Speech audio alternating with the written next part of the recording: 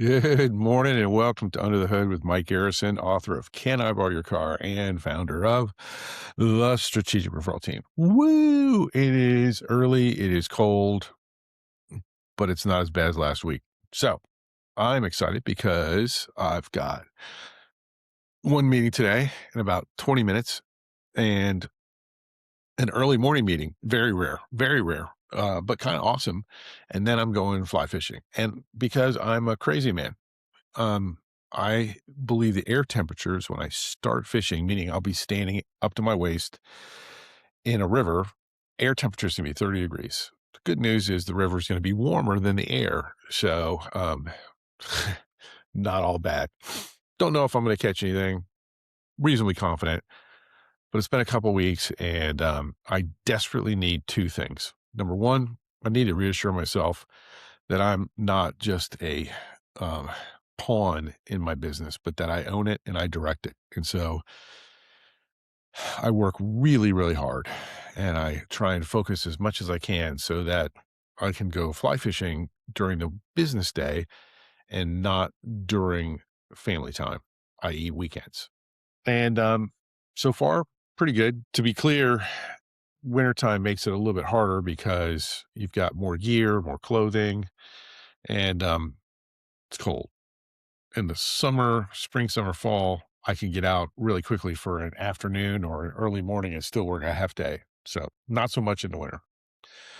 What do I want to talk about?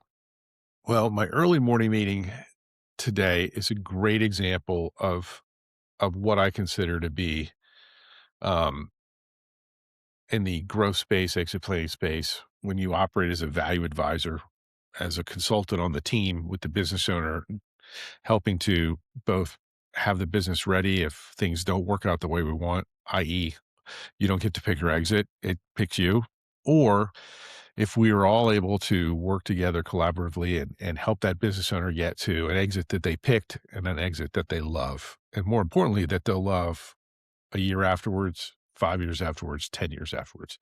One of the big things that I believe that value advisors do really well, and something that I know financial advisors do all the time for their clients that own businesses, anyways, and that's interviewing with, talking with other folks on the growth and exit planning team, making sure everyone's going the right way, and especially the more experience you get, oftentimes being a first or second interview of a prospective team member, a prospective collaborator, referral partner, or service provider for the your friends. So, for example, I love working with financial advisors and helping them, whether I'm doing value growth for them in their practice a lot, or whether I'm actually working directly with clients alongside them.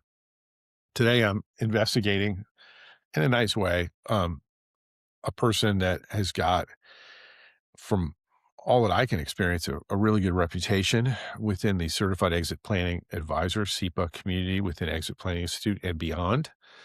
Um, and I'm looking forward to it. Half an hour meeting. I think it's going to go well. I think that he will fill a very undervalued and potentially a very undervalued role on that team. And like, here's the thing, right? When you're evaluating collaborators, and this is why I created this category called an expert service provider before COI, meaning they're expert service providers that you need to refer to, that your clients need to work with, but are not helping you. They're not COIs because they are in a position to maybe help you. In my world, and I'm the author guy, right? In my world, they're a COI after they introduce me, not before.